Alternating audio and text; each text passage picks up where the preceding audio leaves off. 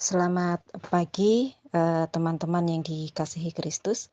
Bertemu kembali dengan saya, Yani dari Semarang dalam program Street Justice yang dinaungi oleh Smart People Church.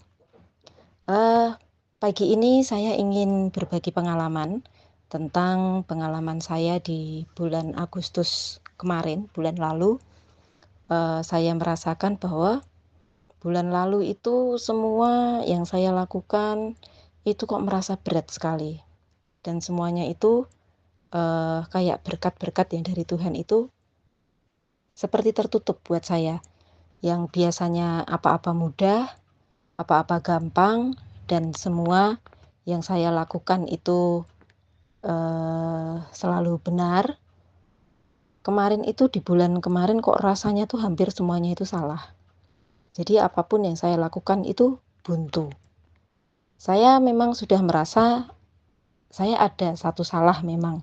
Ada satu salah bahwa saya tidak tunduk sama suami, itu saya sangat menyadari. Tetapi kembali lagi, saya sebagai wanita, saya sebagai seorang ibu dan seorang istri, saya mencari pembenaran diri bahwa apa yang saya lakukan itu tidak salah. Padahal hati nurani saya tahu bahwa itu salah. Jadi begini, suami saya itu sering luar kota. Kebetulan di bulan Agustus suami saya ada beberapa properti yang harus opening. Jadi sebelum opening itu suami saya memang harus menunggui properti itu dari prepare sampai pembukaan. Dan itu memakan waktu yang lumayan 2-3 hari. Lah padahal di bulan Agustus itu ada beberapa yang buka. Jadi otomatis pulang ke rumah itu hanya hari Sabtu dan Minggu. Kebetulan usaha laundry saya di bulan itu tuh banyak, penuh, full, dan saya belum ada pegawai, jadi otomatis itu saya kerjakan sendiri. Sambil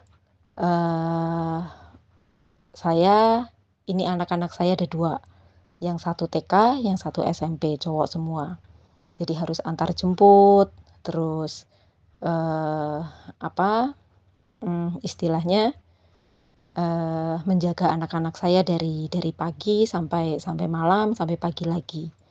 Itu saya sebagai seorang ibu kewalahan, apalagi anak saya itu aduh, yang kecil itu memang aktifnya minta ampun itu dia. Bukan hiperaktif bukan, nakal juga tidak sebenarnya, cuma emang anaknya suka kegiatan fisik. Jadi dia tuh nggak bisa diem, duduk diem, nonton TV, diem gitu dia nggak bisa. Jadi memang dia tuh keluar masuk, tangannya itu kalau kalau jalan selalu pegang-pegang sesuatu, dan hampir setiap hari itu membuat saya emosi. Nah, dari pekerjaan saya yang usaha laundry itu full, saya nggak ada pegawai, jadi saya merasa capek dengan mengurusi anak saya yang seperti itu, terus suami nggak ada, jadi rasanya itu capeknya berkali-kali lipat.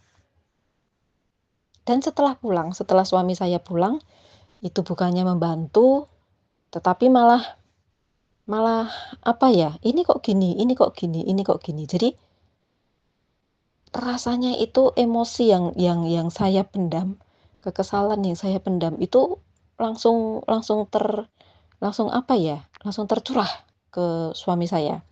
Saya jadi emosi tingkat tinggi saya. Jadi biasanya saya nggak pernah membantah, memang saya belajar itu kalau dulu iya, saya memang sering sering sering membantah suami saya.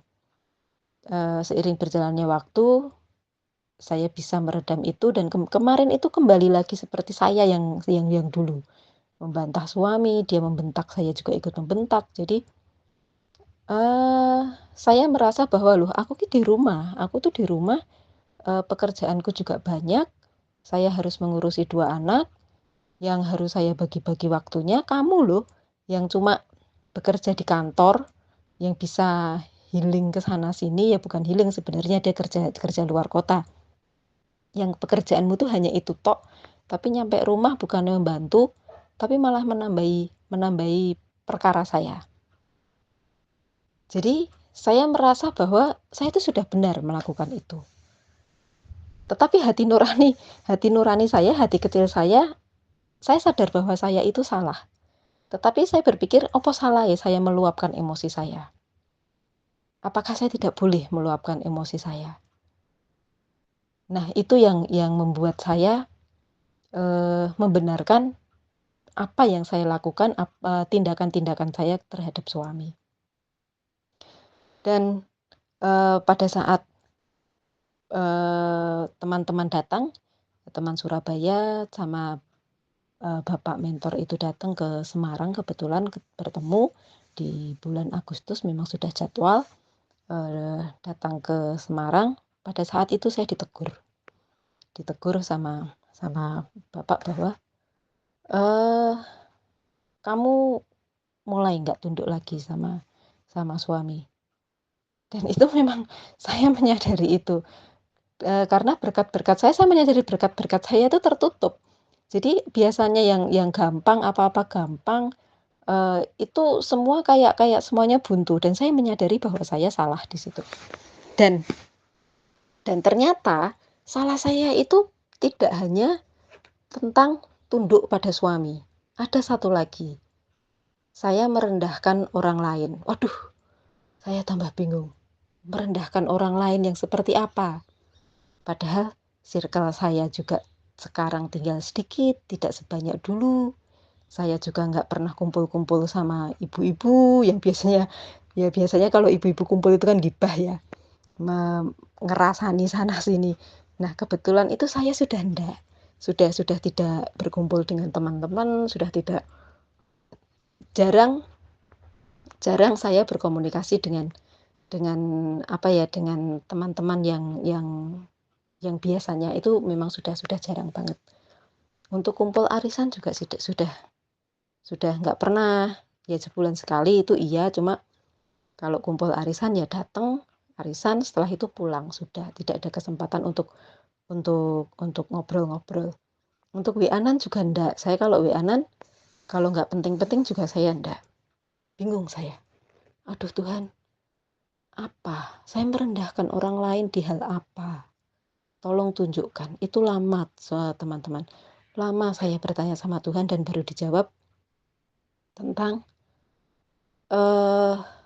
saya kan menjadi komite di sekolah anak saya kebetulan.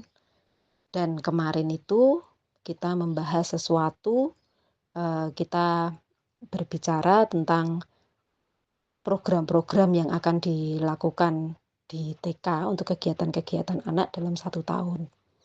Dan kebetulan ide-ide saya, semua apa yang saya omongkan itu diterima dan itu dilakukan. Dan kebetulan itu jadi semuanya itu menjadi berhasil. Nah, dari situ saya merasa bahwa saya itu bangga dengan, nah ini kan ideku, nah ini loh hasil dari pemikiranku. Nah, dari situ secara tidak sadar saya meremehkan teman-teman saya yang satu komite, bahwa kalau tidak ada saya ini tidak akan jadi. Ternyata itu yang dimaksud dengan merendahkan orang lain. Saya baru ngerti, oh ternyata ini. Dan saya setelah mendapat itu, saya tahu kesalahan saya ada di mana, di spesifiknya di mana. Saya teringat dengan ayat Injil dari Yeremia 9 ayat 23 sampai 24. Itu saya bacakan. Janganlah orang bijaksana bermegah karena kebijaksanaannya. Janganlah orang kuat bermegah karena kekuatannya. Tetapi siapa yang mau bermegah, baiklah bermegah karena berikut, bahwa ia memahami dan mengenal aku, bahwa akulah Tuhan yang menunjukkan kasih setia, keadilan dan kebenaran di bumi. Sungguh semuanya kusukai. Nah, ini saya kena di pasal ini. Janganlah orang bijaksana bermegah karena kebijaksanaannya. Saya merasa bijaksana, saya merasa pintar, saya merasa bahwa semuanya itu levelnya ada di bawah saya. Dan itu saya tidak menyadari bahwa saya melakukan itu ke teman-teman. Padahal, pada saat kita rembukan, kita rapat di situ, saya tidak merasa bahwa saya itu seperti itu. Tapi ternyata setelah hal-hal yang ide-ide saya itu dilakukan dan ternyata berhasil, saya masuk ke sana ternyata. Saya bermegah dengan diri saya. Saya bermegah bahwa ini loh hasil saya, bukan karena Tuhan. Jadi saya terkena di pasal Yeremia. Jadi teman-teman, tidak apa-apa untuk bersenang-senang, nggak munafik kalau ide kita itu dipakai dan berjalan dengan baik dan kita merasa bangga, merasa bahagia, itu tidak apa-apa, saya menyadarinya. Tetapi dari semua itu, di balik itu adalah Tuhan yang, ada di balik itu, bahwa semuanya yang kita lakukan, kita pikirkan, kita kita kerjakan, itu semua adalah campur tangan dari Tuhan. Dan untuk semuanya itu memang kita tidak boleh bermegah karena diri kita, karena Tuhan akan sangat membenci itu. Tetapi Tuhan akan sangat menyukai kalau kita berbangga bahwa Tuhan itu menunjukkan kasih setia, keadilan, kebenaran yang ada di bumi. Dan itu semuanya sungguh disukai oleh Tuhan. Terpleset saya kemarin di situ. Jadi dalam 1 bulan itu rasanya itu memang betul-betul luar biasa sesak di hati saya, di dada saya, di kehidupan saya di bulan itu. Tetapi setelah saya menyadari bahwa kesalahan saya ada di situ, saya minta ampun sama Tuhan, puji Tuhan, di bulan selanjutnya saya bisa sedikit demi sedikit remedi kemarin yang saya lakukan itu sudah kembali. Dan semoga jangan sampai saya kembali tidak tunduk pada suami dan saya bermegah dalam diri saya sendiri. Karena kita berjalan di waktu-waktu yang sekarang itu sudah tidak seperti dulu pada saat kita berkejaran dengan kesenangan duniawi, bahwa sekarang kita hanya fokus untuk mencari goal kita masing-masing di akhir hayat kita. Begitu teman-teman yang bisa saya sampaikan di Street Justice pagi ini, semoga bisa memberkati. Amin.